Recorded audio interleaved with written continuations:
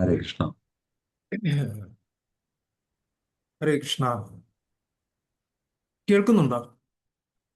കേൾക്കാൻ പറഞ്ഞു. ക്ലിയർ. കേൾക്കാം. 36 മുതൽ 72 വരെ ഇന്നലെ വായിച്ചു അല്ലേ?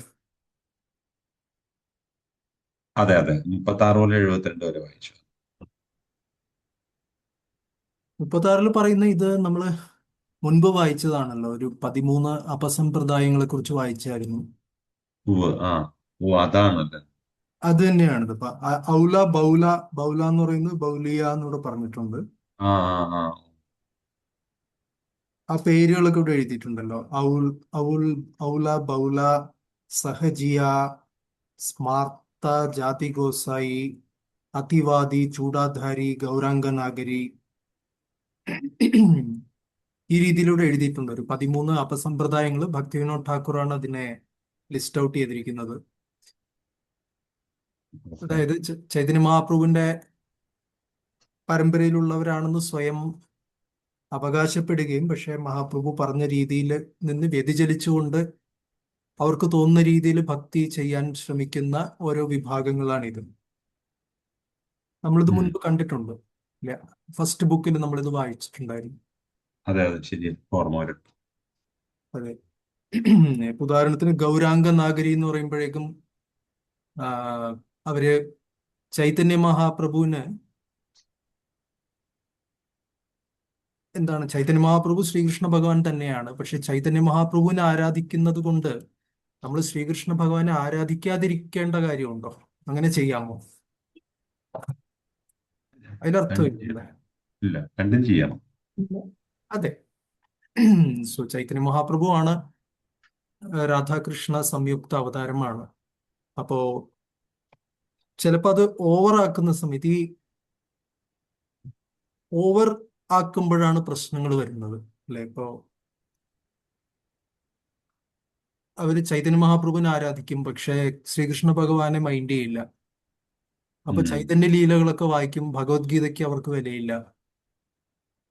അപ്പൊ ഇങ്ങനെയൊക്കെയാണ് അപസമ്പ്രദായങ്ങൾ വരുന്നത്.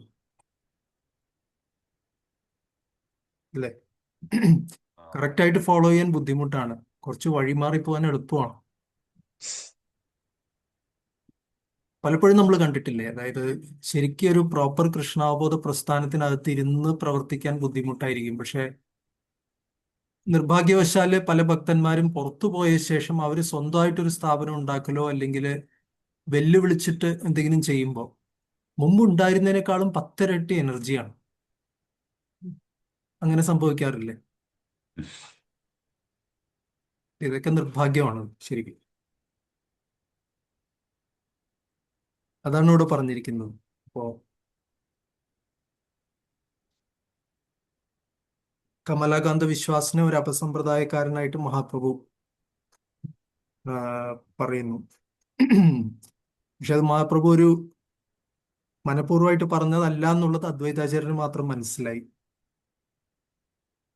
അതാണ് അടുത്ത ശ്ലോകത്തിൽ പറയുന്നത്. അല്ലെ? 37 പറയുന്നു. ഉം. ചൈതന്യ മഹാപ്രഭു നൽകിയ ശിക്ഷയെക്കുറിച്ച് കേട്ട കമലാകാന്ത വിശ്വാസൻ, ശിക്ഷ കിട്ടിയ കമലാകാന്ത വിശ്വാസൻ അത്യന്തം ദുഃഖിച്ചു.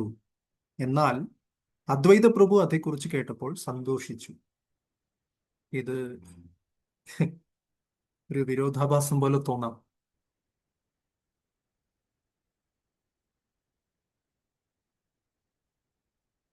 ഇന്നലെ സ്വരൂപ് പ്രഭു പറഞ്ഞത് കേട്ടു, നല്ലൊരു പോയിന്റ് ആയിരുന്നു. അതായത് സ്കൂളില് നന്നായിട്ട് പഠിക്കുന്ന കുട്ടികൾക്കായിരിക്കും കൂടുതൽ അടി കിട്ടുന്നത്. അല്ലെ? കാര്യം മറ്റവനെ അടിച്ചിട്ട് കാര്യമില്ല.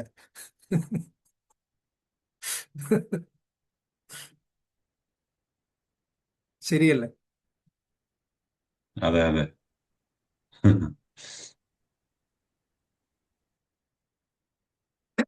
സോ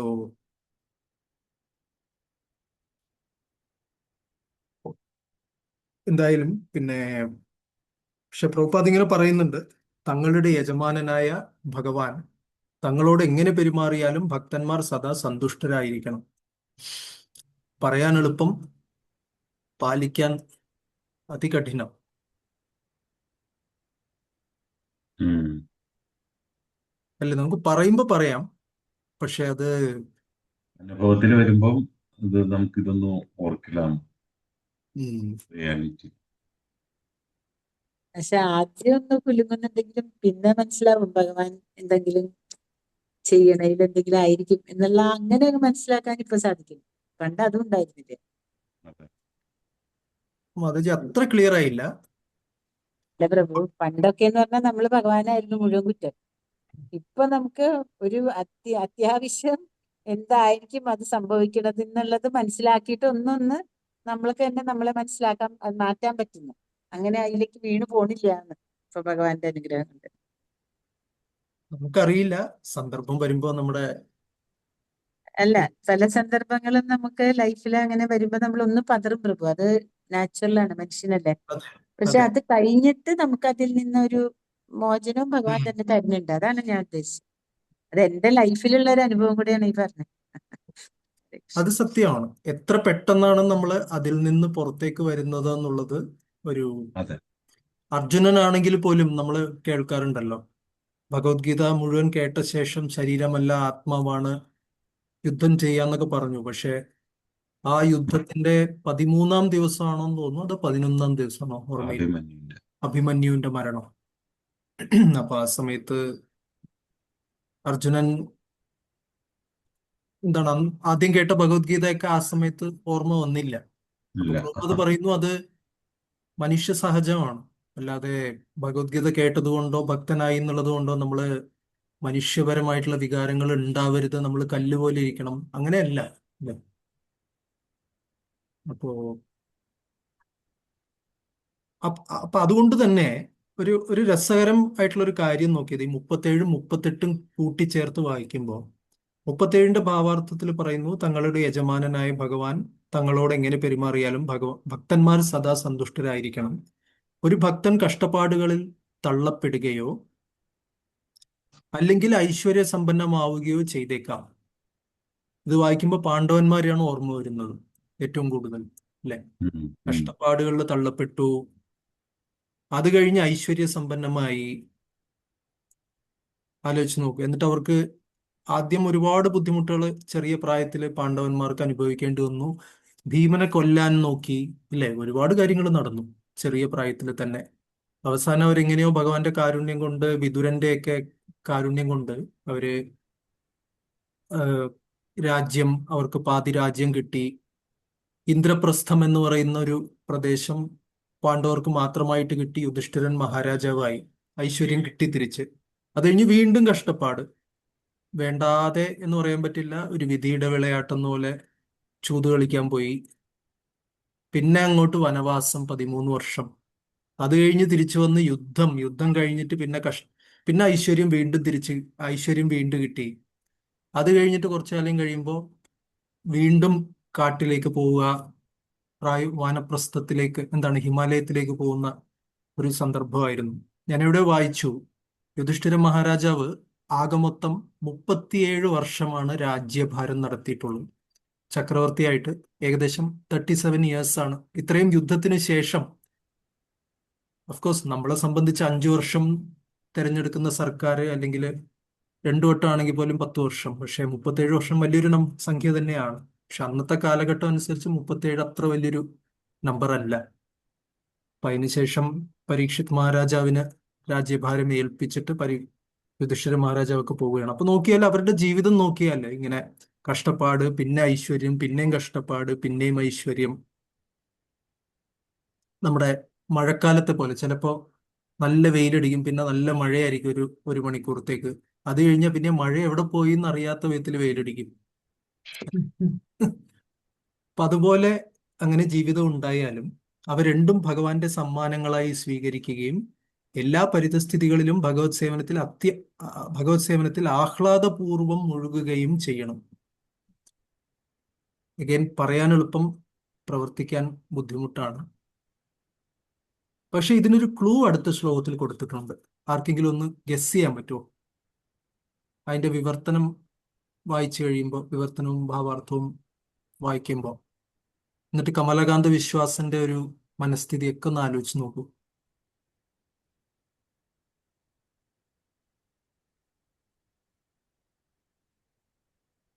ഹരേ കൃഷ്ണ. ഇന്നലെ നമ്മൾ പറഞ്ഞ അതാണോ? അതായത് ശിക്ഷ കിട്ടുക, ഇപ്പൊ പറഞ്ഞ പോലെ തന്നെ ശിക്ഷ കിട്ടുന്നത് എന്ന് പറഞ്ഞാൽ ഭഗവാന് ഇത് ഇഷ്ടമുള്ളവരെ നമ്മൾ ശിക്ഷിക്കുന്നു എന്ന് പറഞ്ഞ ആ ഒരു പോയിന്റാണ്. ഹരേ കൃഷ്ണ. തീർച്ചയായിട്ടും. പക്ഷേ അങ്ങനെ നമുക്ക് പറയാം. പക്ഷെ കമലാകാന്ത വിശ്വാസിന് ആ സമയത്ത് ഈ കമലാകാന്ത വിശ്വാസിന്റെ വിശ്വാസത്തിന് കോട്ടം തട്ടിയിട്ടില്ലേ ആ ആ സമയത്ത്? ഉണ്ടാവും തീർച്ചയായും. അതെ. ഉണ്ടാവും. അതെ. മനുഷ്യരാണ് ഇത് സംഭവിക്കുക തന്നെ ചെയ്യും. എന്നാലും ഭഗവാനെ എന്നോട് ഇത് ചെയ്തല്ലോ എന്ന് പറഞ്ഞ് നമ്മൾ അറിയാതെ ബുദ്ധിമുട്ട് വരുമ്പോൾ ഉം. ചോദിക്കും. അതെ. അപ്പോ അടുത്ത ശ്ലോകത്തിൽ നിന്നൊരു ക്ലൂ കിട്ടുന്നുണ്ട്. അതായത് ഇപ്പൊ കമലാകാന്ത വിശ്വാസൻ ഒരു ഭക്തനാണ്, ചൈതന്യ മഹാപ്രഭു ഭഗവാൻ.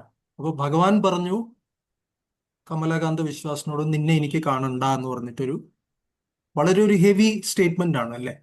ഉം. സോ ഭഗവാനും ഭക്തനും തമ്മിൽ ഇങ്ങനൊരു വ്യവഹാരം നടക്കുന്നു. പക്ഷേ അത് മാത്രമായിരുന്നു എന്നിരിക്കട്ടെ, ഭഗവാൻ പിന്നെ മാറ്റിയൊന്നും പറയില്ല. അത്രേ ഉള്ളൂ, കഴിഞ്ഞു. ഭഗവാൻ എന്താണ്, തിരുവായിക്ക് എതിർവായി ഇല്ല എന്ന് പറയുന്ന പോലെ ഭഗവാൻ പറഞ്ഞു കഴിഞ്ഞു. ഭഗവാന്റെ വാക്കുകൾ തിരിച്ചെടുക്കില്ല. രാമബാണം പോലെ പോയാല് തിരിച്ചെടുക്കുന്ന പരിപാടിയേ ഇല്ല. അപ്പോ അങ്ങനെയാണെങ്കിൽ ഇവിടെ കഥ ഇങ്ങനെ കഴിഞ്ഞിട്ടുണ്ടാവണം, കമലാകാന്തന്റെ കഥ കഴിഞ്ഞിട്ടുണ്ടാവണം. പക്ഷേ അവിടെയാണ് മറ്റ് ഭക്തന്മാരുടെ പ്രാധാന്യം വരുന്നത്. കണ്ടോ? ഉം. കമലാകാന്ത വിശ്വാസൻ ദുഃഖിതനാണെന്ന് കണ്ട അദ്വൈതാചാര്യര് അതങ്ങനെ ശരി, ആ പോയാ പോട്ടെ, കമലാകാന്തനായി ഭഗവാനായി അവര് തമ്മില് എനിക്ക് എന്റെ സേവയുണ്ട് എന്ന് പറഞ്ഞിട്ട് അദ്വൈതാചാര്യര് എന്താണ് അംഗവസ്ത്രം ഇട്ട് പോയില്ല. അങ്ങോട്ട് നടന്നു പോയില്ലല്ലോ അല്ലെ. ഇല്ല. ഇല്ല. സോ അദ്വൈതാചാര്യര് നോക്കി കമലാകാന്ത വിശ്വാസിന്റെ അവസ്ഥ എന്താണ്, അദ്ദേഹം ദുഃഖിതനാണ്. അപ്പൊ അദ്വൈതാചാര്യർ സമയം എടുത്ത് എന്ത് ചെയ്തു, പരമപുരുഷൻ എന്നിട്ട് കമലാകാന്ത വിശ്വാസമായിട്ട് സംസാരിക്കുന്നു.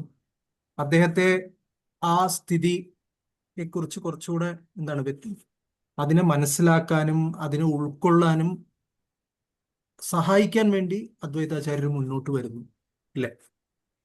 ഉം. അത് കഴിഞ്ഞ് കുറച്ചുകൂടെ മുന്നോട്ട് പോയാൽ അതേ അദ്വൈതാചാര്യർ കമലാകാന്ത വിശ്വാസനോട് സംസാരിച്ച ശേഷം ചൈതന്യ മഹാപ്രഭുവിനെ കാണാൻ പോകുന്നു ഈ ഒരു വിഷയത്തെക്കുറിച്ച് സംസാരിക്കാൻ ഉം. ഇല്ലേ. 43-ാമത്തെ ശ്ലോകത്തിൽ നോക്കിയാൽ കമലാകാന്ത വിശ്വാസിനെ ഈ വിധത്തിൽ സാന്ത്വനപ്പെടുത്തിയതിനു ശേഷം ശ്രീ അദ്വൈതാചാര്യൻ ചൈതന്യ മഹാപ്രഭുവിനെ കാണാൻ പോയി.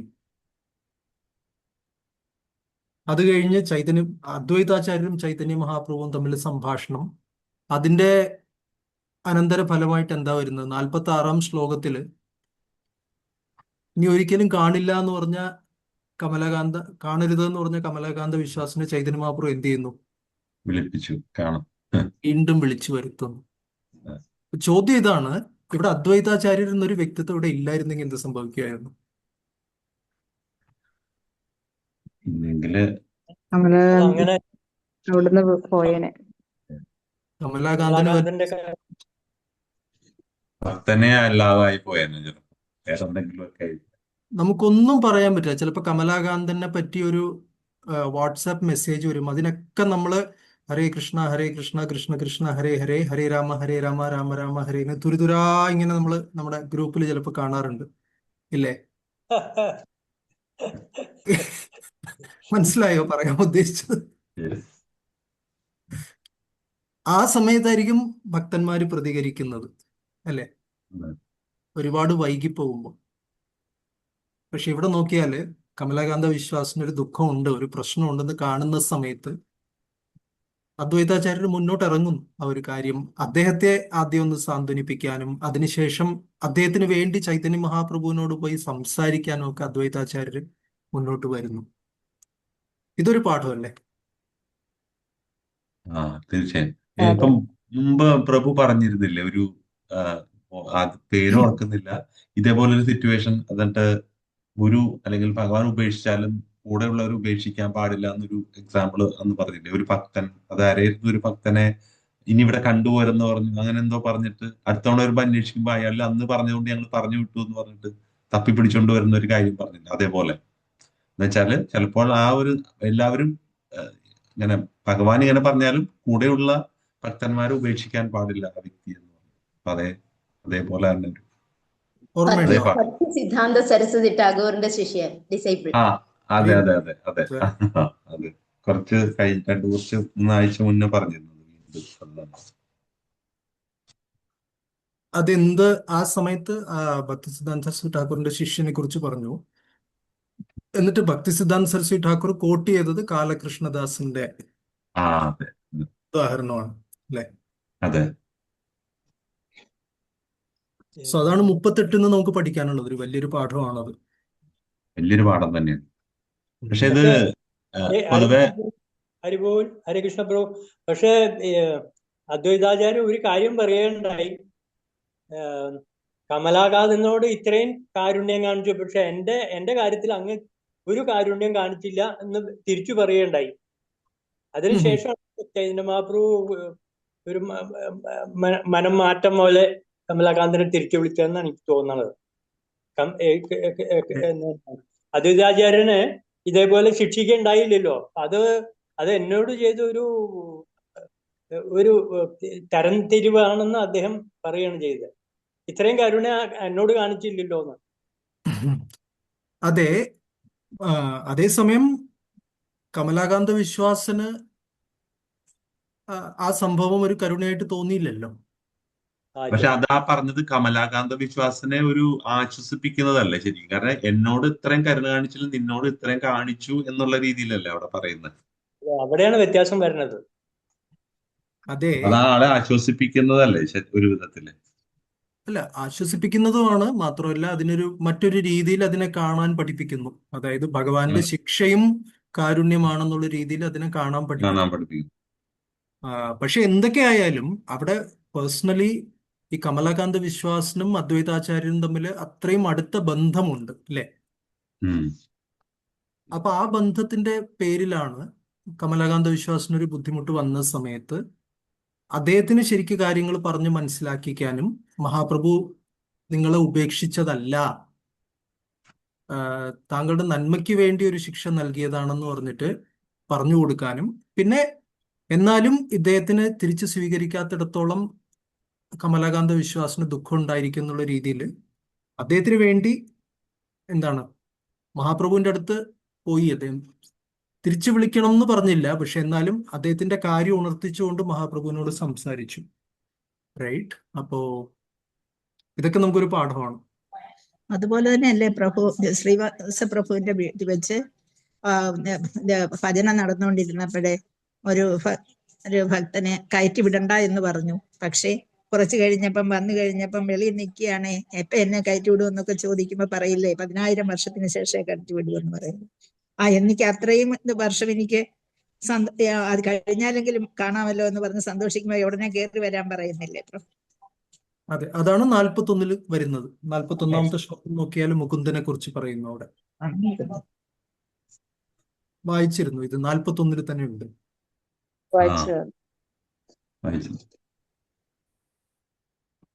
എന്തായാലും അതൊരു ഭാഗം.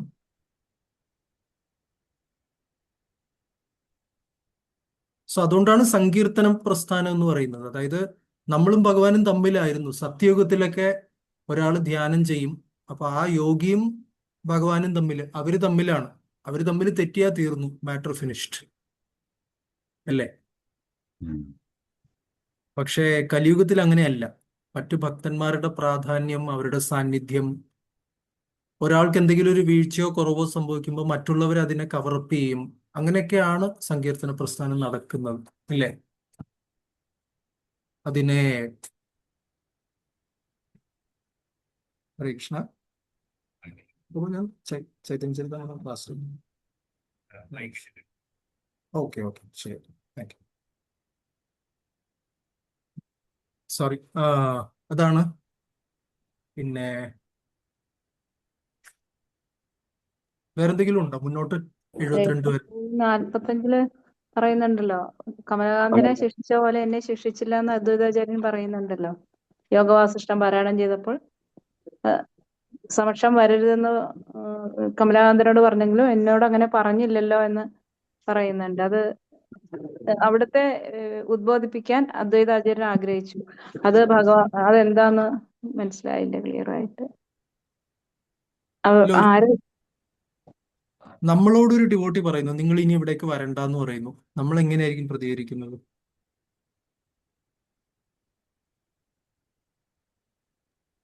നമ്മൾക്ക് പോവാൻ ബുദ്ധിമുട്ടായിരിക്കും അങ്ങനെ പറഞ്ഞാല്? സംശയമുണ്ടോ? എന്തെങ്കിലും സംശയമുണ്ടോ അതിന്റെ? ഇല്ല. അടുത്ത ആഴ്ച മുതൽ നമ്മൾ പോവില്ല. അതെ. അങ്ങനെ പറഞ്ഞില്ലെങ്കിൽ പോലും പോവില്ല ചിലപ്പോൾ. പക്ഷേ ഇവിടെ പറയുന്നത്, ഇവിടെ ഇപ്പോ എക്സാമ്പിൾ പറയുന്നത്, മുകുന്ദന് ഈ പറഞ്ഞ 41ാമത് ശ്ലോകത്തിൽ മഹാപ്രഭു പറഞ്ഞു, ദശലക്ഷക്കണക്കിന് സംവത്സരങ്ങൾക്ക് ശേഷം എന്നെ ദർശിക്കാൻ അനുവാദം ലഭിക്കും. അപ്പൊ അത് കേട്ടപ്പോ മുകുന്ദന് സന്തോഷമായി. അതെ. ഇനി ഒരു ചോദ്യമുണ്ട്. സപ്പോസ് ഭഗവാൻ മുകുന്ദനോടും കമലാകാന്തനോട് പറഞ്ഞതുപോലെ പറഞ്ഞു എന്നിരിക്കട്ടെ, ഇന്ന ഡേറ്റ് ഒന്നും കൊടുത്തില്ല, ഒരിക്കലും നിനക്ക് എന്നെ കാണാൻ പറ്റില്ല എന്ന് പറഞ്ഞിട്ടായിരിക്കും സപ്പോസ് മുകുന്ദനോട് പറഞ്ഞത് എന്നിരിക്കട്ടെ, അദ്ദേഹം എന്ത് ചെയ്യുമായിരുന്നു? തീർച്ചയായിട്ടും ഈ സന്തോഷം ഉണ്ടാവില്ല. ഇത് സന്തോഷം കുറെ വർഷങ്ങൾ കഴിഞ്ഞാലും കാണാമല്ലോ എന്നുള്ളൊരു പ്രതീക്ഷ, വിശ്വാസം ഉണ്ടായിരുന്നു ഭഗവാനില്. ഇതിപ്പം കാണാൻ പറ്റില്ല എന്ന് പറയുമ്പോൾ അദ്ദേഹം ചിലപ്പോൾ തളർന്നു പോകും. തളർന്നു പോവുമായിരുന്നു. പക്ഷെ എന്നാലും മുകുന്ദൻ എന്ത് ചെയ്യുമായിരുന്നു? ഭഗവാന് വേണ്ടി കാത്തിരിക്കും. ശ്രമം നടത്തും, എന്തെങ്കിലും ശ്രമം, ശ്രമം. മാപ്പ് പറയാനോ അല്ലെങ്കിൽ എന്തെങ്കിലും വീണ്ടും. ശ്രമം നടത്താതിരിക്കാം. പക്ഷെ ഭഗവാൻ എന്നെ വേണ്ട, പക്ഷെ എനിക്ക് ഭഗവാൻ അല്ലാതെ ആരും ഇല്ല എന്ന് പറഞ്ഞിട്ട് വേറെ എവിടെയും പോവില്ല. ശരിയല്ലേ? ശരി. അതെ അതെ. ശരി. അതാണ് ഭഗവത്ഗീതയിൽ ഒരു ഹെവി ശ്ലോകമുണ്ട്, 14-ാം അധ്യായത്തിൽ 26-ാമത്തെ ശ്ലോകം. ഉണ്ടോ ഭഗവത്ഗീത? ഉം.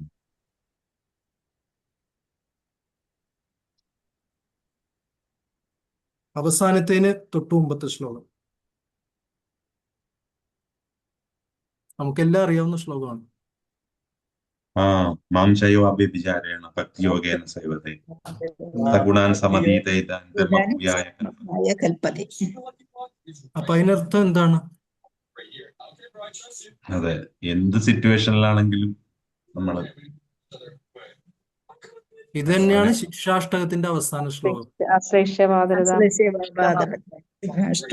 ആദർശനാമ. എങ്ങനെയായാലും അവിടുത്തെ വിശ്വാസം ഒരിക്കലും നഷ്ടപ്പെടുകയില്ല. അതാണ് മുകുന്ദൻ കാണിച്ചത് അല്ലേ? അതെ. സോ അത് കാണിക്കാൻ ഒരു അവസരം ഭഗവാൻ തരികയാണ്. കമലാകാന്തന് ഒരു അവസരം കൊടുക്കുകയാണ്, അല്ലേ? അതെ. അത് അനുഗ്രഹമാണോ? അനുഗ്രഹമാണ്. ഭഗവാൻ അങ്ങനെ ചെയ്യും എന്നല്ല പറയുന്നത്, ഭഗവാൻ ഒരിക്കലും ദർശനം കൊടുക്കാതിരിക്കും എന്നല്ല പറയുന്നത്. പക്ഷെ ചിലപ്പോൾ ഭഗവാൻ എന്ത് ചെയ്യും, അങ്ങനെ ഒരു ഹെവി സിറ്റുവേഷൻ കൊണ്ടിടും. അപ്പൊ എന്താന്ന് വെച്ച് കഴിഞ്ഞാല്, ശരി, ഇനി എനിക്ക് ഭഗവാനെ കാണാനുള്ള എന്താണ് അനന്തതയിൽ എനിക്കിനി ഒരു അവസരവും ഇല്ല എന്ന് കാണുമ്പോൾ പോലും അപ്പൊ ആ ഭക്തൻ എന്ത് ചെയ്യുന്നു എന്ന് ഭഗവാൻ നോക്കും. ശരി, ഭഗവാൻ എന്നെ കാണണ്ട, കുഴപ്പമില്ല, പക്ഷെ എനിക്ക് വേറെ ആരും ഇല്ലല്ലോ, അല്ലെ? അതെ. അപ്പൊ എന്ത് ചെയ്യും ഭഗവാൻ? ഇപ്പോ ഈ സമയത്തുണ്ടല്ലോ, ഇത്ര ദശലക്ഷക്കണക്കിന് സംവത്സരങ്ങൾക്ക് ശേഷം എന്നെ ദർശിക്കാൻ അനുവാദം ലഭിക്കുന്നു പറഞ്ഞപ്പോ മുകുന്ദൻ നൃത്തം ചെയ്തു, സന്തോഷിച്ചു, അല്ലെ? അപ്പൊ ഭഗവാൻ എന്ത് ചെയ്തു? അകത്തേക്ക് വിളിച്ചു, വരാൻ പറഞ്ഞു. ശ്രീവാസ് ഠാക്കൂറിന്റെ അകത്തേക്ക് എനിക്ക് കാണണം എന്ന് പറഞ്ഞിട്ട്. മനസ്സിലായില്ലേ? സപ്പോസ് ഭഗവാൻ പറയുന്നു മുകുന്ദൻ ഒരിക്കലും എന്നെ കാണാൻ പറ്റില്ല എന്ന് പറഞ്ഞിട്ട് അപ്പോഴും മുകുന്ദൻ നൃത്തം ചെയ്തു എന്നിരിക്കട്ടെ, എന്ന് വെച്ചാല് ശരി, ഭഗവാൻ എന്നെ കാണണമെന്നില്ലെങ്കിലും എനിക്ക് വേറെ ആരും ഇല്ല എന്ന് പറഞ്ഞ ഒരു ദൃഢവിശ്വാസം ഉണ്ട് എന്നുള്ളത്,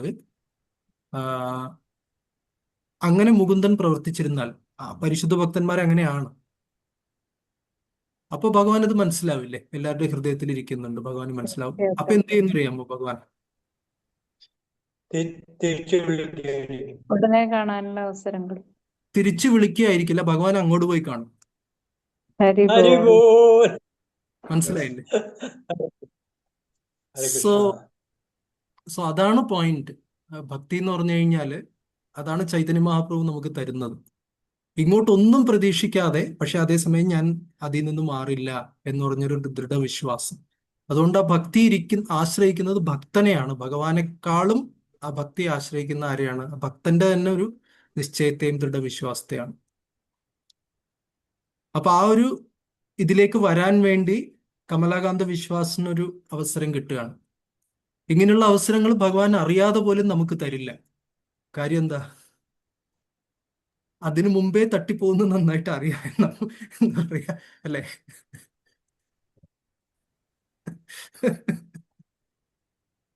എന്റെ കാര്യം പറഞ്ഞു കേട്ടോ, പറയാറുണ്ട്.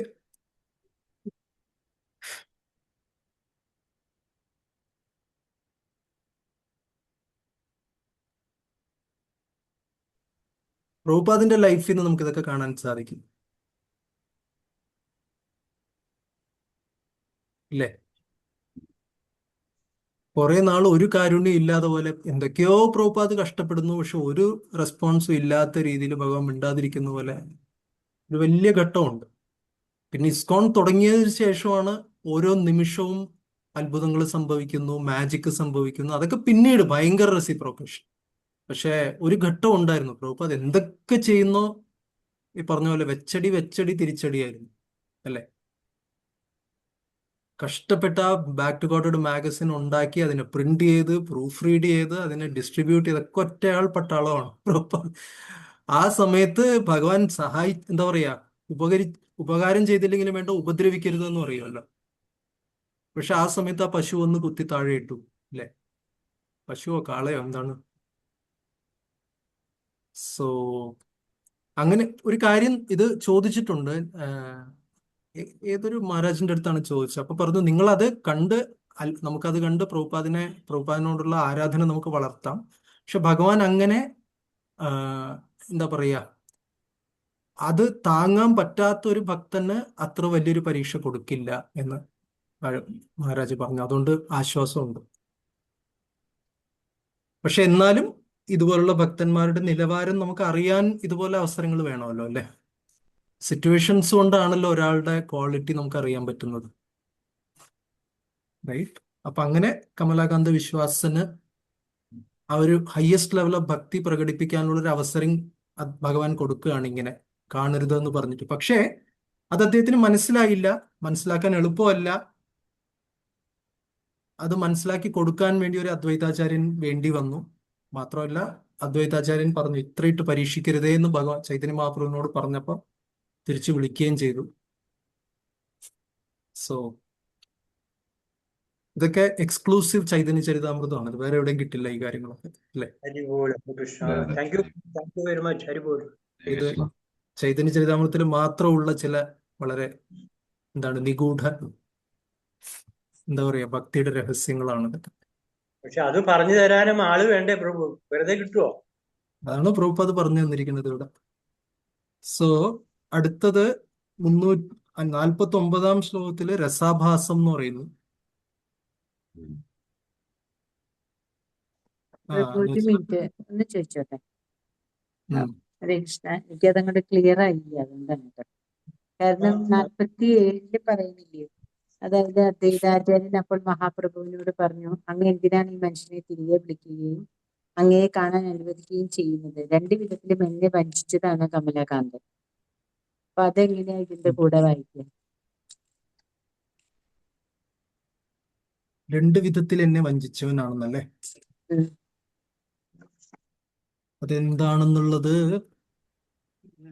നോക്കട്ടെ, എവിടെങ്കിലും വേറെ ബുക്ക് എവിടെങ്കിലും ഉണ്ടോ എന്ന് നോക്കട്ടെ. പെട്ടെന്ന് അറിയില്ല, അത് മനസ്സിലായില്ല. മീൻസ് അദ്വൈതാചാര്യർ അവിടെ എന്താണ് ഉദ്ദേശിച്ചതെന്നുള്ളത്. അതെ അതെ. ഇപ്പൊ നമ്മൾ പറയുന്നു അദ്വൈതാചാര്യരുടെ കരുണ, അല്ലെങ്കിൽ ആ ഒരു എന്താണ് ആചാര്യന്റെ ആ ഒരു കരുണ ഭഗവാനെ ഇതായിട്ട് നമ്മള് കമലാകാന്തന് കൂടുതലുള്ള ഒരു ഇത് കൊടുത്തു എന്ന് പറയുമ്പോഴും, അങ്ങനെയാണെങ്കിൽ ഇങ്ങനത്തെ ഒരു വേർഡ് അവിടെ വരാൻ പാടില്ലല്ലോ, സെന്റൻസ്. അതെ, അടുത്ത ശ്ലോകത്തിൽ പറയുന്നുണ്ടല്ലോ, ഇത് വന്ന് ചൈതന്യ മഹാപ്രഭുവിന് മനസ്സ് സംതൃപ്തമായി എന്ന്. അതെ, അത് ഉം. പറയണ്ട. അതാ പറഞ്ഞ എനിക്കത് മനസ്സിലാവണില്ല. ആകെ ഒരു കൺഫ്യൂഷൻ പോലെ വരും. അപ്പൊ അവരുടെ മനസ്സിൽ എന്താണ് ഗ്രഹിക്കാൻ സാധിച്ചത് എന്നുള്ളത് മനസ്സിലാവണില്ല. ഇതൊരു കാര്യം ചെയ്യാം, നമുക്ക് ഈ ഫയല് മുകളിലോട്ട് അയക്കാം. നമ്മുടെ സീനിയർ ഡിവോട്ടീസിനോട് ചോദിച്ച് അവരുടെ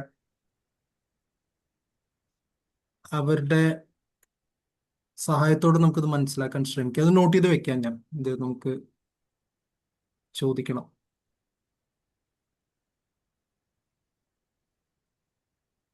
ഇതില് അതിന്റെ അടുത്തേല് പറയുന്നുണ്ടല്ലോ, നീ അങ്ങനെ ചെയ്യാൻ പാടില്ലായിരുന്നു, എന്തുകൊണ്ടാണ് ഉം. അങ്ങനെ ചെയ്തത്, അങ്ങനെ. അപ്പൊ ഒരു ശാസന രൂപത്തിലും പിന്നെ അദ്വൈതാചാര്യനെ അദ്ദേഹം അതായത് ദരിദ്രനാരായണൻ എന്നുള്ളൊരവസ്ഥയിൽ കണ്ടു എന്നും അങ്ങനെയുള്ള ഒരു ഇത് പറയുന്നുണ്ടല്ലോ. അപ്പൊ അതൊരു ഹരേ കൃഷ്ണ. അതെ, ഇതൊന്ന് നോക്കാം മതി. ഞാനിത് ചോദിക്കേണ്ട ഒരു ചോദ്യമാണ്.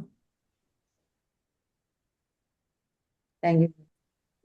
ഇത് പറയുന്നത് 48 പറയുന്നുണ്ടല്ലോ, അവരിരുവരുടെയും മനസ്സുകൾ അവർക്ക് മാത്രമേ അന്യോന്യം ഗ്രഹിക്കാൻ കഴിയൂ. അതെ. ഇത് ഇവിടെ അത്ര തല പുകച്ചിട്ട് കാര്യമില്ല, അദ്വൈതാചാര്യ. പക്ഷേ അതിനെ മനസ്സിലാക്കാൻ പറ്റുന്ന സീനിയർ ഡിവോട്ടീസ് ഉണ്ടാവുമ്പോ അപ്പൊ അവരോട് ചോദിച്ചിട്ട് ഇത് ഞാൻ ചോദിക്കാം. ചോദിച്ചിട്ട് അവര് പറയുന്ന ഉത്തരം മനസ്സിലായെങ്കിൽ പറയാം. പ്രഭു, ആ അതുകൊണ്ട് ക്വസ്റ്റ്യൻ ഒന്നുകൂടി പറയൂ, എന്താണ് ചോദിച്ചത്? 47 പ്രഭു ചോദ്യം. ആ, അന്ന് എന്തിനാണ് ഈ മനുഷ്യനെ തിരികെ വിളിക്കുക, അങ്ങനെ കാണാൻ അനുവദിക്കുകയും ചെയ്യുക? ബന്ധിച്ചവനാണ് കമലാകാരൻ. ഹരേ കൃഷ്ണ. അത് 49 പറയുന്നുണ്ടല്ലോ, അദ്വൈതാചാര്യന്റെ സ്വകാര്യതയിൽ അതിക്രമിച്ച് കയറിയെന്ന്. അതാണോ ഒന്ന് ഒരു അതാവണമെന്നില്ല.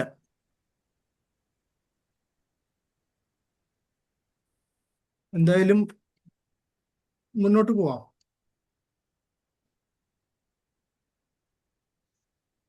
യെസ്.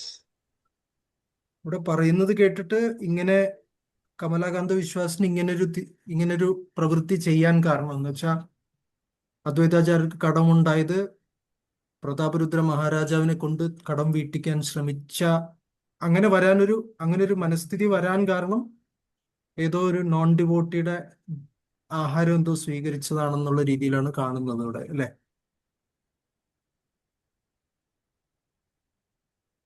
അല്ല, അങ്ങനെ പറഞ്ഞിട്ടില്ല. എന്റെ ഗുരുവായ അദ്വൈതാചാര്യൻ ധനികരായ ആളുകളിൽ നിന്നോ അല്ലെങ്കിൽ രാജാക്കന്മാരിൽ നിന്നോ ഒരിക്കലും ദാനം സ്വീകരിക്കുകയില്ല. അതായത് രാജാവിനെ കൊണ്ട് ആ കടം വീട്ടിക്കാൻ ശ്രമിച്ചത് തെറ്റാണ്. ചൈതന്യ മഹാപ്രഭു പറയുന്നു അദ്വൈതാചാര്യർ എന്റെ ഗുരുവാണ്. അങ്ങനെയുള്ളൊരു വ്യക്തിത്വം ഒരിക്കലും ധനികരിൽ നിന്നോ രാജാക്കന്മാരിൽ നിന്നോ സ്വീകരിക്കില്ല എന്ന് പറയുന്നു. റൈറ്റ്.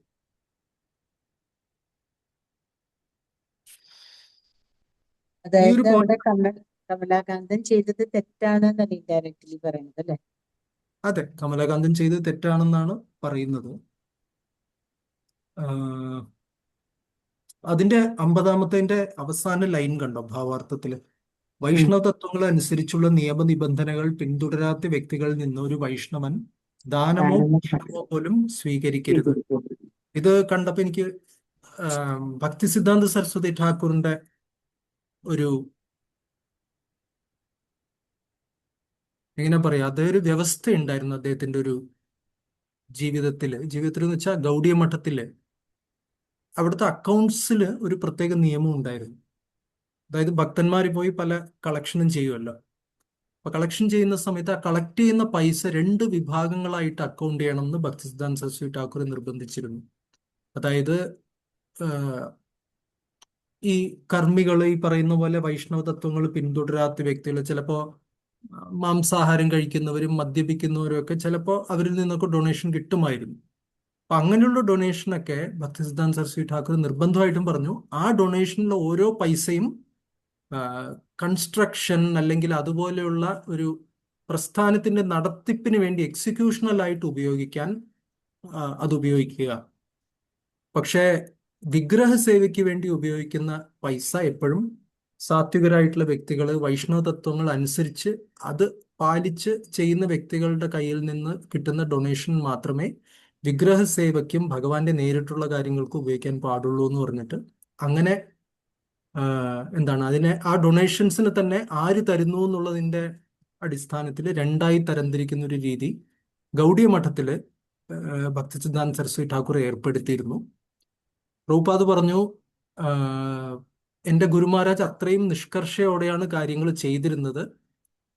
നിർഭാഗ്യവശാൽ അത്ര സ്ട്രിക്റ്റ് ആയിട്ട് നമുക്ക് പാലിക്കാൻ ഉള്ളൊരു സാഹചര്യം നമുക്കില്ല. നമ്മളിപ്പോൾ വിദേശങ്ങളിൽ നിന്നും പല ഇതിൽ നിന്നും മിക്കവാറും പേര് എല്ലാ പതിതാത്മാക്കളാണ് വരുന്നത്. അതുകൊണ്ട് നമ്മൾ അങ്ങനെ ഒരു വിവേചനം ഇസ്കോണിൽ ചെയ്യുന്നില്ല. എല്ലാ ഡൊണേഷൻ കിട്ടിയാലും നമ്മൾ എല്ലാറ്റിനും ഉപയോഗിക്കും. റൈറ്റ്? അപ്പൊ അങ്ങനെ പ്രഭുപാദ് അദ്ദേഹത്തിന്റെ ഗുരു മഹാരാജിനെ ഗ്ലോറിഫൈ ചെയ്തുകൊണ്ട് അങ്ങനെ പറഞ്ഞു. പക്ഷെ നമ്മൾ കുറച്ചുകൂടി ഒരു ലോവർ സ്റ്റാൻഡേർഡാണ് നമ്മൾ ഇസ്കോണിൽ ഫോളോ ചെയ്യുന്നത് പ്രായോഗിക വശാൽ എന്നാണ് പ്രഭുപാദ് പറയുന്നത്. അതെ, അത് ഒരു ദിക്കിൽ ഞാൻ വായിച്ചത് എന്താ വെച്ചാൽ നമ്മൾ അവരുടെ കർമ്മം എടുക്കുകയാണെന്നല്ലേ പ്രഭു, ആ പൈസ എടുത്തിട്ട്.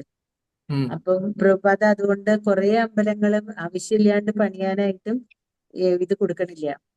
അമ്പലം പണിയണ്ടെന്നല്ല, കുറെ അധികം ഇതിനായിട്ട് ചെയ്യുമ്പോ അതിനനുസരിച്ചിട്ട് പാപങ്ങൾ കൂടുന്നു എന്നുള്ള ഒരു ഇതും പറയണില്ലേ പ്രഭുപാദ. കുറെ അമ്പലങ്ങൾ പണിയേണ്ട ആവശ്യമില്ല എന്നൊരു ദിക്കില് വായിക്കും. വേറൊരു ദിക്കില് പ്രഭുപാദ പറഞ്ഞു അമ്പലങ്ങൾ പണിയേണ്ടതുകൊണ്ട് തെറ്റില്ല എന്ന്. രണ്ടു ദിക്കിലും പറയുന്നുണ്ടല്ലോ. അല്ല, അതും ഈ ഡൊണേഷനുമായിട്ട് എന്താ ബന്ധം? മനസ്സിലായി. ഡൊണേഷൻ എന്ന് പറയുമ്പോ പൈസ ഒരു അമ്പലം പണിയാനായിട്ട് തുടങ്ങുമ്പോ പൈസയുടെ കുറവ് വരുമ്പോ നമ്മൾ പല തരത്തിലുള്ള ആൾക്കാരുടെ കയ്യിൽ നിന്നും പണം മേടിക്കല്ലേ പ്രഭു. അപ്പൊ ആ കർമ്മം അവര് കൂടുതലേക്ക് വരികയല്ലേ ചെയ്യണത്. അങ്ങനെ അപ്പൊ അങ്ങനെ വരുമ്പോ അമ്പലത്തിലേക്ക് നമ്മൾ വൈകിട്ടാ മേടിക്കണമെന്നെങ്കിലും അവര് ചെയ്ത പാപങ്ങളെ അവർക്ക് കുറച്ച് കൊടുത്താലും ആ സ്വീകരിക്കുന്ന ആ ഭക്തന് അതിന്റെ ഇത് വരില്ലേ എന്നാണ് ഞാൻ ചോദിക്കുന്നത്. അങ്ങനെയല്ല പ്രഭുപാദ് പറഞ്ഞത്. അല്ല, ഞാൻ ചോദിക്കുന്നത്. ഇല്ലില്ല, അങ്ങനെ സ്വീകരിക്കുന്ന ഭക്തൻ അത് ഭഗവാന്റെ സേവനത്തിനാണ് ചെയ്യുന്നതെന്ന് പറഞ്ഞു കഴിഞ്ഞാൽ ഭക്തന് എന്താണ് പ്രശ്നം? അവിടെ ഒന്നും വരുന്നില്ല. കുഴപ്പമില്ല. പക്ഷെ എന്നാലും ഭക്തിസിദ്ധാന്ത സരസ്വതി ഠാക്കൂറിന്റെ ഒരു അന്നത്തെ നിലവാരത്തില് വെച്ചാൽ അതിന്റെ ഒരു സീരിയസ്നെസ്സിനെ കുറിച്ച് കാണിക്കാൻ വേണ്ടിയാണ് അങ്ങനെ ഭക്തിസിദ്ധാന്ത സരസ്വതി ഠാക്കൂർ ഉദാഹരണം കാണിച്ചത്. അതായത് പ്രസ്ഥാനം മൊത്തമായിട്ടാണെങ്കിലും ആ പ്രസ്ഥാനത്തിന് ഈ പറയുന്ന വ്യക്തികളുടെ ധനം എടുക്കുമ്പോൾ ആ ധനത്തിന്റെ കൂടെ അവരുടെ കർമ്മവും പ്രസ്ഥാനത്തിലേക്ക് വരും. ഒരു വ്യക്തിയിലോ അല്ലെങ്കിൽ ആ ഫണ്ട് കളക്ട് ചെയ്ത വ്യക്തിയിലോ എന്നല്ല പറയുന്നത്, പ്രസ്ഥാനത്തിലേക്ക് അതിന്റെ എഫക്ട്സ് വരും. അതുകൊണ്ട് വിഗ്രഹ പൂജയ്ക്കുള്ളത് എന്താണ് പരിശുദ്ധരായ വൈഷ്ണവ തത്വങ്ങൾ പാലിക്കുന്നവരുടെ കയ്യിൽ നിന്ന് കിട്ടുന്ന ഡൊണേഷൻസിനെ മാത്രം വേർതിരിച്ച് അത് വിഗ്രഹ പൂജയ്ക്ക് ഉപയോഗിക്കുക എന്ന് പറയുന്നു. പ്രഭുപാദ് പറഞ്ഞു നമ്മൾ ഇസ്കോണിൽ ചെയ്യുന്നില്ല. അത് എന്നുവെച്ചാൽ അത്രയും നമ്മൾ സ്റ്റാൻഡേർഡ്സ് നമ്മൾ ഫോളോ ചെയ്യുന്നില്ല. പ്രാക്ടിക്കാലിറ്റിയും അതുപോലുള്ള കാര്യങ്ങൾ കാരണം. പക്ഷേ അദ്ദേഹത്തിന്റെ ഗുരുവിന്റെ ഒരു നിലവാരം കാണിക്കാൻ വേണ്ടിയായിരുന്നു. ബട്ട് പ്രഭുപാദ് കുറെ കാര്യങ്ങൾ ഇളവ് ചെയ്ത് നമുക്ക് തന്നിട്ടുണ്ട്. ഉള്ള അക്കൗണ്ടിങ്ങേ പറ്റുന്നില്ല.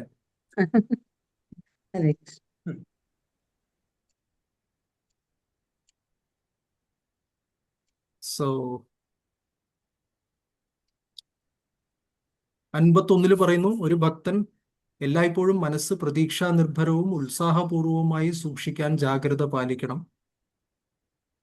അങ്ങനെ ചെയ്താൽ അവൻ എല്ലായ്പ്പോഴും കൃഷ്ണ ഭഗവാനെ സ്മരിക്കാൻ കഴിയും. പ്രത്യേകിച്ച് കലിയുഗത്തിൽ ഇതൊക്കെ ഒറ്റയ്ക്ക് ചെയ്യാൻ പാടാണ്, അല്ലേ? ഒരു കാര്യം കൂടെ ചോദിച്ചോട്ടെ.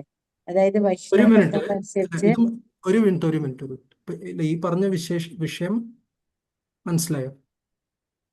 ഒറ്റയ്ക്ക് ചെയ്യാൻ പറ്റുമോ അത്? ഇല്ല പ്രഭു, അതൊന്നുകൂടെ പറയണേ പ്രഭു. ഹരേ കൃഷ്ണ. ഒരു ഭക്തൻ എല്ലായ്പ്പോഴും മനസ്സ് പ്രതീക്ഷാ നിർഭരവും ഉത്സാഹപൂർവവുമായി സൂക്ഷിക്കാൻ ജാഗ്രത പാലിക്കണം. അങ്ങനെ ചെയ്താൽ അവന് എല്ലായ്പ്പോഴും കൃഷ്ണ ഭഗവാനെ സ്മരിക്കാൻ കഴിയും. ഉത്സാഹം വേണമെന്നാണ് പറയുന്നത്. ഉത്സാഹാത് നിശ്ചയാത് ധൈര്യാത് തത്തത് കർമ്മ പ്രവർത്തനാത്. ഉത്സാഹം വേണം എന്നാണ് പറയുന്നത്. സോ നമ്മൾ മാത്രം വിചാരിച്ച ഉത്സാഹം ഉണ്ടാവുമെന്ന് ചോദിക്കണം. ചില ഭക്തന്മാർക്ക് അത് സാധിക്കും, ഒറ്റയ്ക്ക് എപ്പോഴും ഉത്സാഹിതരായിട്ടിരിക്കാൻ. സത്സംഗം വേണം. പ്രധാനമായിട്ടും നമ്മൾ പുറകോട്ട് പോരുത്. പക്ഷെ അസോസിയേഷൻ ഇമ്പോർട്ടൻ്റ് ആണ്, അവരുടെ മറ്റുള്ളവരുടെ. അതെ. സോ അതുകൊണ്ട് നമുക്ക് എല്ലാവർക്കും ചില ബാഡ് ഡേയ്സ് ഉണ്ടാവും, അല്ലെ? ചില ദിവസങ്ങൾ നമ്മൾ ഡൗൺ ആയിരിക്കും. അപ്പൊ മറ്റു ഭക്തന്മാരും നമ്മുടെ കൂടെ ഉണ്ടെങ്കിൽ, അതും നമുക്ക് കണക്ട് ചെയ്യാൻ പറ്റുന്ന രീതിയിൽ ഭക്തന്മാരുണ്ടെങ്കിൽ, നമ്മൾ ഡൗൺ ആയിരിക്കുന്ന ഡേയിൽ മറ്റൊരാൾ നോർമൽ ആയിരിക്കും, അല്ലെങ്കിൽ മറ്റൊരാൾ നല്ല ഹൈ ഉത്സാഹത്തിലായിരിക്കും. അപ്പോൾ ചില ദിവസങ്ങളിൽ അവിടെ നിന്ന് നമ്മളിലേക്ക് ആ ഒരു ഉത്സാഹം ഒഴുകും. ഇനി അതിന് പകരമായിട്ട് മറ്റു ചില ദിവസങ്ങളിൽ ആ ഭക്തൻ താഴെ എന്തെങ്കിലും പ്രശ്നമാണ്, എന്തെങ്കിലും ബുദ്ധിമുട്ടാണ്, താഴ്ന്നിരിക്കുന്ന സമയത്ത് നമുക്ക് അന്ന് ഉത്സാഹം ഉണ്ടെങ്കിൽ നമ്മൾ അവിടെ കൊടുക്കാം. അപ്പൊ കൂടുതൽ ഭക്തന്മാർ ചേർന്ന് പ്രവർത്തിക്കുമ്പോൾ എല്ലാവരും ഒരേ സമയം ഡൗൺ ആവുക ആ സാധ്യത വളരെ കുറവാണ്. അപ്പൊ കൂടുതൽ നമുക്ക് ഉത്സാഹം നിലനിർത്താൻ സാധിക്കും. റൈറ്റ്? അങ്ങോട്ടും ഇങ്ങോട്ടും പരസ്പരം ഉത്സാഹം എക്സ്ചേഞ്ച് ചെയ്ത് നമുക്കത് ചെയ്യാൻ സാധിക്കും. യെസ്, എന്തൊരു ചോദ്യം ഉണ്ടായിരുന്നല്ലോ വിഷ്ണുപ്രിയ മാധവ. ഹരേ കൃഷ്ണ പ്രഭു, ഞാൻ ചോദിക്കാനുള്ളത് ഇതിന്റെ ലാസ്റ്റ് ഒരു മിനിറ്റ് പ്രഭു.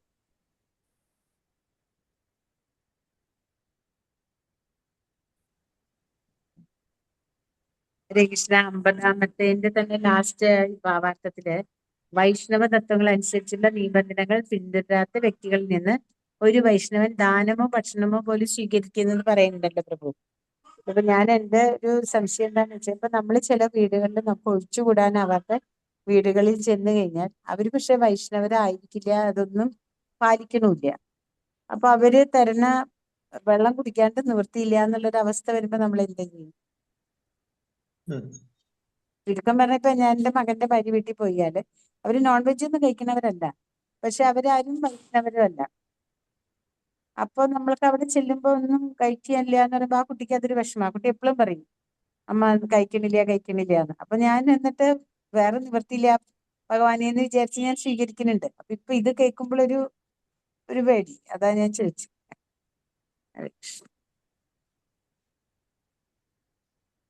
ഒരു സൈഡില് നമ്മള് ഇങ്ങനെ പറഞ്ഞു കേട്ടിട്ടുണ്ട്, വെള്ളം, പാല്, അതുപോലെ വേറെന്തോ ഒരു സംഭവം, പഴങ്ങളാന്ന് തോന്നുന്നു, അതിനൊക്കെ താരതമ്യേന കർമ്മം കുറവാണ്.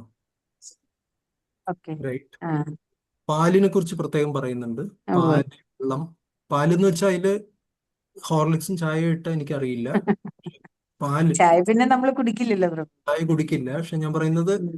ഹോർലിക്സോ ബോൺവിറ്റോ ഒക്കെ ഇട്ട് കഴിഞ്ഞാൽ അതിനെ കുറിച്ച് എനിക്കറിയില്ല. പക്ഷെ പക്ഷെ ഒരു പ്രഭു പറയുന്ന കേട്ടു, ജയപതാക പാല്, സ്വാമി വെള്ളം, മഹാരാജ്. അതുപോലുള്ള കാര്യങ്ങളൊക്കെ, പാല്, വെള്ളം, അതുപോലുള്ള കാര്യങ്ങളൊക്കെ ലെസ് കർമ്മ എന്ന് പറയുന്നുണ്ട്, അല്ലെങ്കിൽ വളരെ ലിറ്റിൽ കർമ്മ എന്ന് പറയുന്നുണ്ട്. പിന്നെ ഓഫ് കോഴ്സ് പിന്നീട് പയ്യെ പയ്യെ ഇത് നേദിക്കാൻ അത്ര ബുദ്ധിമുട്ടില്ല എന്ന് പറഞ്ഞിട്ട് ഫുൾ മന്ത്രം 4 മന്ത്രവും 3 പ്രാവശ്യം ചൊല്ലണം എന്ന് അങ്ങനെ ഒരു രീതിയിൽ നമ്മൾ ഓഫറിങ് ഇൻട്രൊഡ്യൂസ് ചെയ്ത് കഴിഞ്ഞാൽ അവര് പുറകോട്ട് പോകും.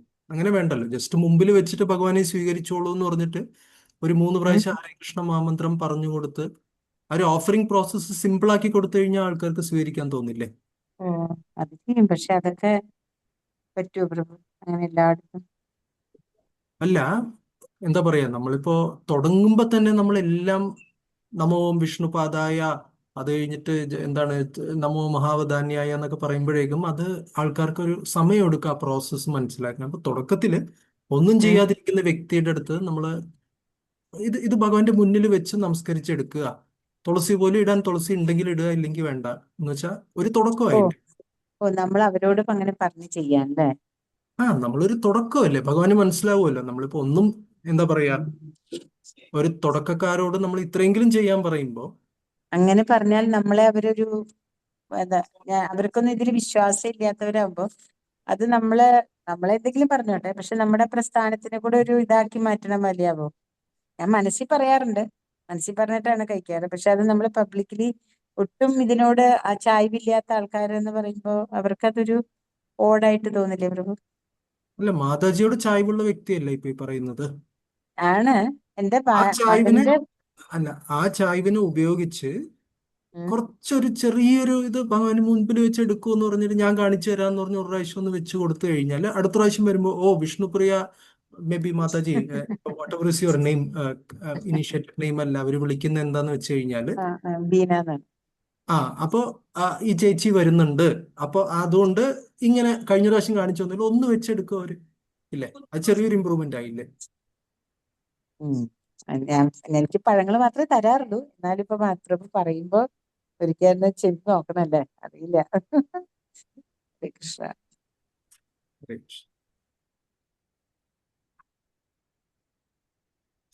ഓക്കെ, ഇനി ബാക്കിയുള്ളത് കുറെ പേരുകളൊക്കെ ഇവിടെ ഉണ്ട്. യദുനന്ദനാചാര്യൻ രഘുനാഥദാസ് ഗോസ്വാമിയുടെ ദീക്ഷാ ഗുരുവായിരുന്നു. ഒരുപാട് ആചാര്യന്മാരുടെ പേര് കൊടുത്തിട്ടുണ്ട്. അദ്വൈതാചാര്യരുടെ കീഴിൽ വരുന്ന വ്യക്തികളുടെ പേരുകളൊക്കെ കൊടുത്തിട്ടുണ്ട്. 66 പറയുന്നത്, ഇത് പറഞ്ഞു അല്ലെ, ശ്രീവാസ് പണ്ഡിതൻ, ശ്രീരാമ പണ്ഡിതൻ. അത് രാജേഷ് ബാബു പറഞ്ഞ ഒരു കമന്റ്. ഉറ്റമിത്രങ്ങളായിരുന്നവർ സഹോദരന്മാരായിട്ട് വന്നു. സോ 66 പറയുന്നത് 66 പറയുന്നത് 2 വിഭാഗങ്ങളായി വിഭജിക്കപ്പെട്ടു.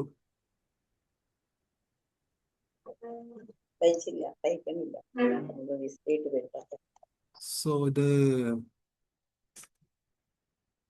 ഇപ്പൊ ചില ശാഖകളില് അവിടെ വെള്ളം എത്തിയില്ല എന്നിരിക്കട്ടെ, എന്തെങ്കിലും ഒരു കണക്ഷൻ വിട്ടുപോയി, ആ ശാഖ അറ്റുപോയി, അല്ലെങ്കിൽ അതിലെന്തെങ്കിലും ഇത്തിക്കണ്ണി വരെ എന്തെങ്കിലും ചെയ്തു കഴിഞ്ഞാൽ ആ ഭാഗം മാത്രം ഉണങ്ങിപ്പോകുന്ന കണ്ടിട്ടില്ലേ മരത്തിലെ.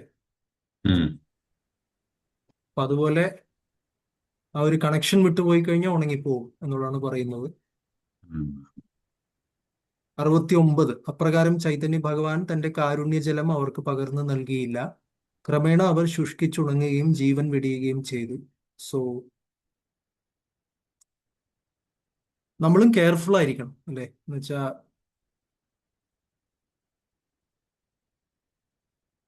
നമുക്കറിയാൻ പറ്റുമല്ലോ എന്തെങ്കിലും കാരണം കൊണ്ട്.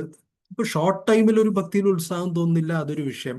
അത് ചിലപ്പോൾ സംഭവിക്കുന്നതാണ്, അപ്പ് ആൻഡ് ഡൗൺ സംഭവിക്കുന്നതാണ്. സാധന ഭക്തിയിൽ തീർച്ചയായിട്ടും സംഭവിക്കുന്ന ഒരു കാര്യമാണ്. മുകളിലേക്കും താഴേക്കും ഉത്സാഹം അങ്ങോട്ടും ഇങ്ങോട്ടും ചാഞ്ചാടിക്കൊണ്ടിരിക്കുന്നത്. സ്റ്റഡി അല്ല.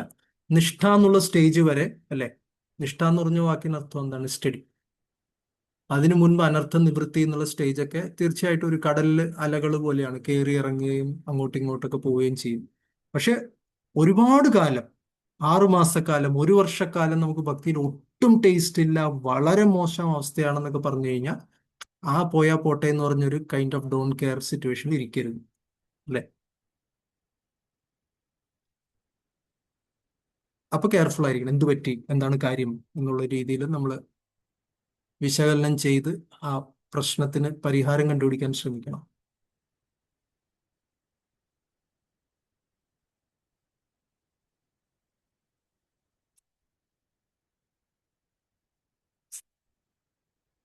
അത്രയ്ക്കാണ് കഴിഞ്ഞ ദിവസത്തെ കാര്യങ്ങൾ. 73 വായിക്കണോ? വായിച്ചിട്ട് നിർത്താം. വലിയ പുറപ്പോട്ടാണ്.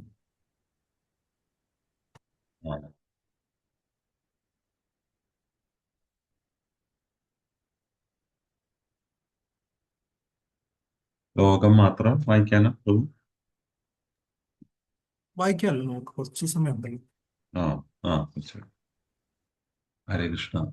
ആർക്കെങ്കിലും വായിക്കാട്ടോ? 73 വായിക്കാം. ഹരേ കൃഷ്ണ.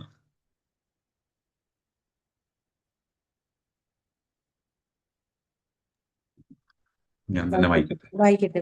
വായിച്ചോളൂ. ഹരേ കൃഷ്ണ. ശ്ലോകം വായിക്കട്ടെ. 73 അല്ലേ? ശ്ലോകം വായിക്കട്ടെ. കേൾക്കണ്ടോ പ്രഭു? ഞാൻ വായിക്കുന്നത് പറയണേ. കേൾക്കാം. അത്ര ക്ലിയർ അല്ല.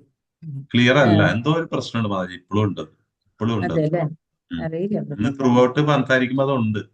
ക്ലിയർ അല്ല, അവിടെ എന്തോ ഒരു വേരിയേഷൻ ഉണ്ട് ആ വോയിസ്. എന്നാ പിന്നെ ഞാൻ വായിക്കുന്നില്ല.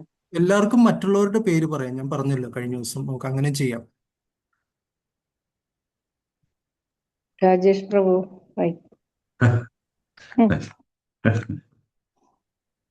ഹരേ കൃഷ്ണ. ഹരേ കൃഷ്ണ. ശ്ലോകം 73. യേ ലൈല ശ്രീ അച്യുതാനന്ദേര മത സയ്യാചാര്യര ഗണ മഹാഭാഗവത. വിവർത്തനം ശ്രീല പ്രഭുപാ. ജയ ശ്രീല പ്രഭുപാ. അദ്വൈത ആചാര്യന്റെ പിൻഗാമികളിൽ അച്യുതാനന്ദന്റെ പാത സ്വീകരിച്ചവരെല്ലാം മഹാഭക്തന്മാരായിരുന്നു. ഭാവാർത്ഥം ശ്രീല പ്രഭുപാ. ജയ ശ്രീല പ്രഭുപാ. ഇത് സംബന്ധിച്ച് ശ്രീ ഭക്തി വിനോദ ഠാക്കൂർ തന്റെ അമൃത പ്രവാഹ ഭാഷ്യത്തിൽ ഈ ഹ്രസ്വമായ കുറിപ്പ് നൽകിയിരിക്കുന്നു. ശ്രീ അദ്വൈത ആചാര്യൻ ഭക്തി കൽപ്പതരുവിന്റെ പ്രധാനപ്പെട്ട സ്കന്ധങ്ങളിൽ ഒന്നാണ്. ശ്രീ ചൈതന്യ മഹാപ്രഭു ഒരു ഉദ്യാന പാലകൻ എന്ന നിലയിൽ ആ കൽപ്പതരുവിന്റെ പേരിൽ ജലം വർഷിക്കുകയും അപ്രകാരം അതിന്റെ എല്ലാ സ്കന്ധങ്ങളും ശാഖകളും പുഷ്ടിപ്പെടുകയും ചെയ്തു. എന്നിരുന്നാലും മായയുടെ വശീകരണം മൂലം ചില ശാഖകൾ അവയ്ക്ക് ജലം വർഷിച്ച ഉദ്യാനപാലകനെ അംഗീകരിക്കുന്നതിന് പകരം മഹത്തായ ഭക്തികൽപ്പതരുവിന്റെ വളർച്ചയ്ക്കുള്ള ഏക കാരണം അതിന്റെ തായ്തടിയാണെന്ന് കരുതി. മറ്റു വാക്കുകളിൽ അദ്വൈത ആചാര്യനെ ഭക്തിലതയുടെ മൂലകാരണമായി കണക്കാക്കിയ ശാഖകൾ ശ്രീ ചൈതന്യ മഹാപ്രഭുവിന്റെ ഉപദേശങ്ങളെ അവഗണിക്കുക വഴി ജലവർഷത്തിന്റെ ഫലം സ്വയം ഇല്ലാതാക്കുകയും അവിധത്തിൽ ഉണങ്ങിപ്പോവുകയും ഇല്ലാതാവുകയും ചെയ്തു. അദ്വൈത ആചാര്യന്റെ വഴിതെറ്റിയ പിൻഗാമികൾ മാത്രമല്ല, ചൈതന്യ മഹാപ്രഭുവുമായി യാതൊരു ബന്ധവുമില്ലാത്ത ഏതൊരുവനും, അവൻ സ്വതന്ത്രനായ ഒരു മഹാസന്യാസിയോ അഭിജ്ഞനായ പണ്ഡിതനോ ഒരു യോഗിയോ ആണെങ്കിൽ പോലും വൃക്ഷത്തിന്റെ ഉണങ്ങിയ ശാഖയ്ക്ക് സമമാണ്. ഹരേ കൃഷ്ണ. തുടർന്ന് വായിക്കട്ടെ പ്രഭു. വായിക്കാമല്ലോ, ഒരു പാരഗ്രാഫ് കൂടെങ്കിലും വായിക്കാം. ഹരേ കൃഷ്ണ. കൃഷ്ണദാസ കവിരാജ ഗോസ്വാമിയുടെ വചനങ്ങളെ പിന്തുണയ്ക്കുന്ന ഭക്തി വിനോദ് ഠാക്കൂറിന്റെ ഈ വിശകലനം ഹിന്ദുമതം എന്ന് വിളിക്കപ്പെടുന്ന മതത്തിന്റെ യഥാർത്ഥ അവസ്ഥയെ കാണിക്കുന്നു. മായാവാദ തത്വം ശാസ്ത്രം പ്രബലമായിട്ടുള്ള ഇന്നത്തെ ഹിന്ദുമതം ഊഹാപോഹാശയങ്ങളുടെ ഒരു സങ്കരമായി തീർന്നിരിക്കുന്നു. മായാവാദികൾ കൃഷ്ണാവബോധ പ്രസ്ഥാനത്തെ വളരെ ഭയപ്പെടുന്നു. ഈ പ്രസ്ഥാനം ലോകത്തിന്റെ വിവിധ ഭാഗങ്ങളിലുള്ള സർവമതസ്ഥരെയും സ്വീകരിക്കുകയും അവരെ ശാസ്ത്രീയമായ ദൈവവർണ്ണാശ്രമ ധർമ്മത്തിൽ പ്രതിജ്ഞാബദ്ധരാക്കുകയും ചെയ്യുന്നതിനാൽ അവർ ഇതിനെ കുറ്റപ്പെടുത്തുകയും ചെയ്യുന്നു. മുമ്പ് പലതവണ വിശദീകരിച്ചിട്ടുള്ളതുപോലെ വൈദിക സാഹിത്യത്തിൽ ഹിന്ദു എന്നൊരു വാക്ക് ഞങ്ങൾ കണ്ടിട്ടില്ല. ഈ വാക്ക് മിക്കവാറും മുസ്ലിം മേലധികാരമുള്ള രാജ്യമായ അഫ്ഗാനിസ്ഥാനിൽ നിന്ന് വന്നതായിരിക്കാനാണ് സാധ്യത. ഭാരതത്തിനും വിവിധ മുസ്ലിം രാജ്യങ്ങൾക്കും മധ്യയുള്ള വ്യാപാര പാതയുടെ ഭാഗമായ ഹിന്ദുക്കുഷ് എന്നറിയപ്പെടുന്ന മലയിടുക്കിനെയാണ് ചുരം ഇത് യഥാർത്ഥത്തിൽ പരാമർശിക്കുന്നത്. യഥാർത്ഥ വൈദിക സമ്പ്രദായം വർണ്ണാശ്രമധർമ്മം എന്ന് വിളിക്കപ്പെടുന്നു. വിഷ്ണു പുരാണത്തിൽ സ്ഥിരീകരിച്ചിട്ടുള്ളതുപോലെ വർണ്ണാശ്രമാചാരവത പുരുഷേണ പര പുമാൻ വിഷ്ണുർ ആരാധ്യതേ പന്ഥ നാന്യ തത്വോഷ കാരണം. വിഷ്ണു പുരാണം 3:8-9.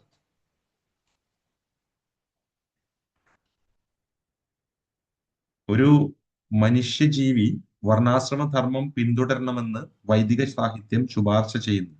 വർണ്ണാശ്രമധർമ്മത്തിന്റെ പ്രക്രിയ സ്വീകരിക്കുന്നത് ഒരു വ്യക്തിയുടെ ജീവിതം സഫലമാക്കും. എന്തുകൊണ്ടെന്നാൽ ഇത് മനുഷ്യ ജീവിത ലക്ഷ്യമായ പരമദിവ്യോത്തമ പുരുഷനായ ഭഗവാനുമായി അവനെ ബന്ധിപ്പിക്കും.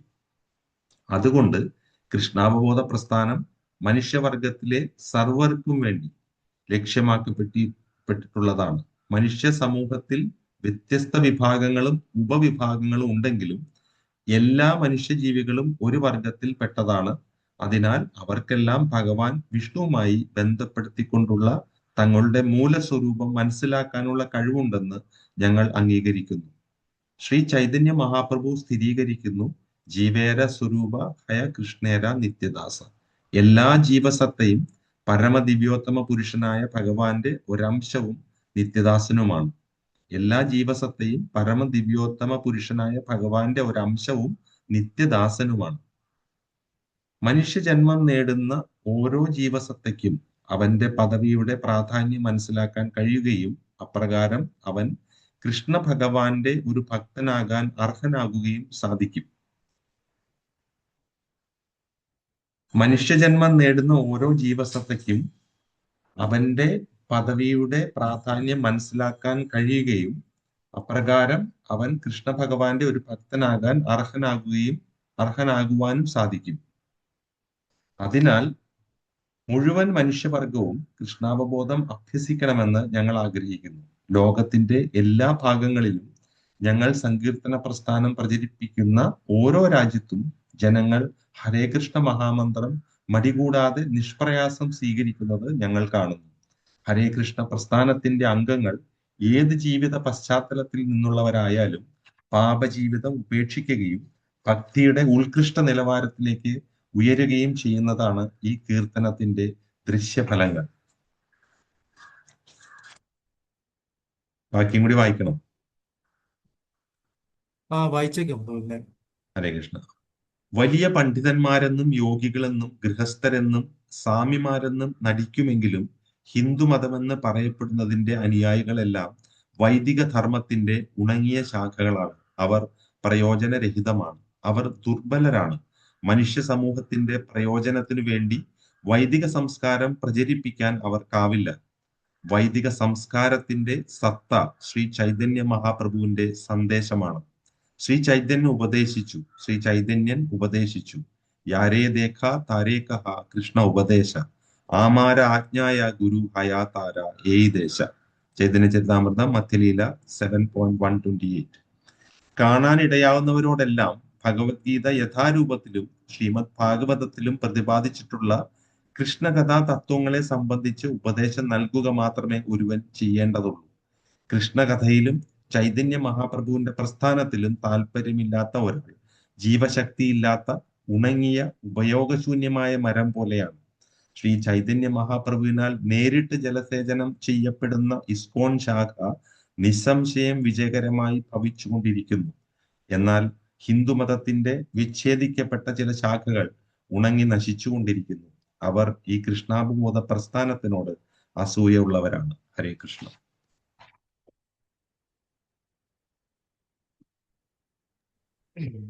ഹരേ കൃഷ്ണ. നാളെ ഡിസ്കസ് ചെയ്യാം. ഹരേ കൃഷ്ണ.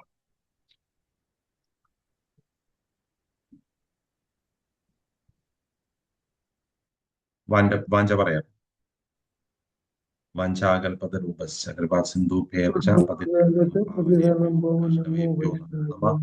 अनंतकोटि वैष्णव भक्त वृंद की जय। श्रील प्रभुपाद की जय। गुरुदेव की जय। पिता गौर प्रेमानंद। हरि हरि।